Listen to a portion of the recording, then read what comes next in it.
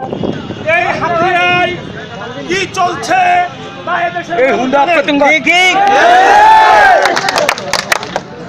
ডাকাতি, লুণ্ঠন, নির্যাতন, খুন, মার্ডার, চাঁদাবাজি সহ প্রকাশ্যে বাহিনী শাসন কায়েম করেছে।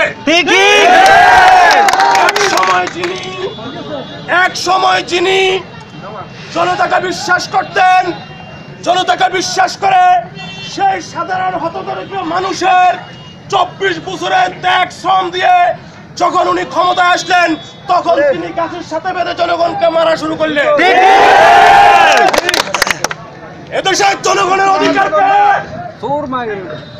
জনগণের অধিকারকে কুক্ষিগত করার জন্য এই বাহিনী শাসন কায়েম করেছে। হত্যা, লুট, নির্যাতন সহ মামলা হামলা বিভিন্ন ধরনের অসাধু কার্যক্রমে লিপ্ত হয়েছে। আমি হাতিয়াবাসীর কাছে আহ্বান করব, এই হাতিয়ার শান্তিপ্রিয় হাতিয়ার সাধারণ মানুষের কাছে আমি আশা করব, এদেশে এটা কি চলছে? এদেশটা কি জাহাজ স্যার? এদেশটা কি জাঙ্গাত স্যার? যে এখানে ডাকাইতে শাসন কায়েম করতে হবে, বন্দুক দিয়ে দেশ শাসন করতে হবে? এই মানব সমাজের মাঝে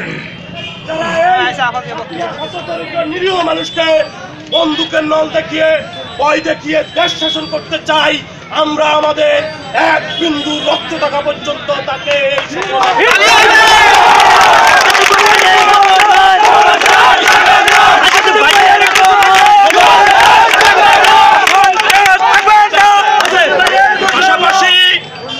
পাশাপাশি আমি তীব্র নিন্দা জানাচ্ছি। আজ থেকে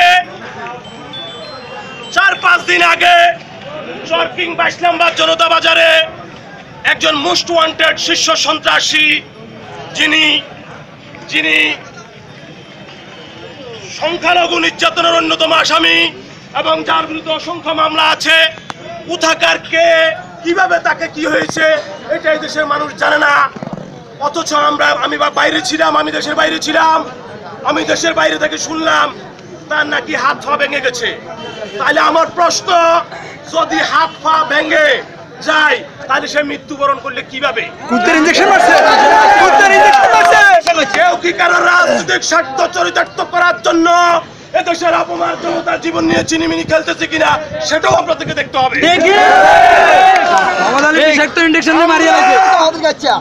আমরা ওই খুনি চক্র, ওই ডাকাতের দূষর, ওই জলদস্যু পরদস্যুর দূষর যারা মানব সমাজে এসে মানুষকে বন্দুকের নল দেখিয়ে, ভয় দেখিয়ে মানুষকে জিম্মি করতে চাই, আমরা আমাদের জীবন থাকা অবস্থায় হাতিয়াতে এই সন্ত্রাসী কায়েম করতে দেব না। থানা ভারপ্রাপ্ত কর্মকর্তা এবং নির্বাহী কর্মকর্তার উদ্দেশ্যে বলতে চাই, এই কোথাকার কোন জলদস্যু, বনদস্যু এবং সংখ্যালঘু নির্যাতনের সহকারী কে কিভাবে নিহত হয়েছে তা হাতিয়াবাসী জানে না। রাতের অন্ধকারে একজন কুচুকরিকারী বাহিনীর প্রধান, সন্ত্রাসীর প্রধান, নিজের স্বার্থ চরিতার্থ করার জন্য, মৃত রাজনীতির কাছে ফুল ফুটানোর জন্য লাশ উপহার দিয়েছে হাতিয়াতে। আমি বলবো এই মামলায় সারা হাতিয়া থেকে বিভিন্ন সম্ভ্রান্ত পরিবারের লোকজনকে মিথ্যা মামলার আসামি করা হয়েছে। আমি আপনাকে উদ্দেশ্য করে বলতে চাই, মামলাকে আব্দুল হালিম আজাদ ভয় করে না, আব্দুল হালিম আজাদ ভয় করে না। আপনি মনে রাখেন, আপনারা সিনেমা দেখছেন, সিনেমাতে দেখবেন ভিলেনরা ক্যাডারে করে অস্ত্র ইঞ্জেন্দি গুলি করে, ইঞ্জেন্দি গুলি করে, ইঞ্জেন্দি এটা করে, মানুষ খালি বিলি করে সালাম দেয়, চান্দা দেয়। যেদিন জনগণ ধরে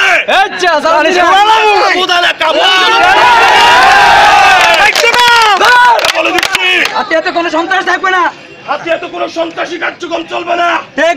আপনি অসংখ্য মায়ের রক্ত জড়িয়েছেন, অসংখ্য মানুষের রক্ত জড়াচ্ছেন, অসংখ্য মায়ের বুক খালি করেছেন।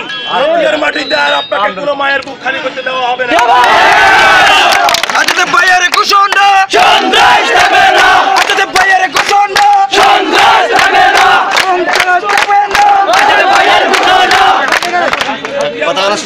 বিশ্বাসী আমি আপনাদের সকলের কাছে আকুল আহ্বান করবো, শ্রদ্ধা সম্মান বোধ রেখে যারা এই দুষ্কৃতিকারীদের সাথে আঘাত করেছে আমরা আইনগতভাবে তাদেরকে মোকাবিলা করব। ঠিক আছে ঠিক আছে আমরা বসে থাকি নাই। আমরা স্বরাষ্ট্র মন্ত্রণালয়, যোগাযোগ মন্ত্রণালয় এবং মাননীয় প্রধানমন্ত্রীর কার্যালয় পর্যন্ত হাতিয়ার সার্বিক বিষয় প্রতি মুহূর্তে পৌঁছাচ্ছি। ঠিক আছে ঠিক আছে আমরা হাতিয়া উপজেলা আওয়ামী লীগের নেতৃত্ব ঐক্যবদ্ধ। আমরা আমাদের বুকের তাজা রক্ত দিয়ে হলো এদেশের মানুষকে মুক্ত করে ছাড়বো ইনশাআল্লাহ। এই বলে আমি আমার বক্তব্য শেষ করলাম। আসসালামু আলাইকুম, আদাব, জয় বাংলা, জয় বঙ্গবন্ধু। আচ্ছা তো বাজার গোছল আমরা যারা গাড়িতে আসছেন আমরা পুরাতন চেয়ারম্যান বাড়িতে যাব, সাবেক উপজেলা চেয়ারম্যান জিয়াউল হক তারেক কেশর বাড়িতে যাব। গাড়িগুলি সুন্দরভাবে বিদায় দেন। আর যারা পায়ে হেঁটে এসেছেন তারা দুই একটা, যাদের গাড়ি নেয় তারা দুই একটা গাড়ি নেন, আমি গাড়ি ভাড়া দেবো।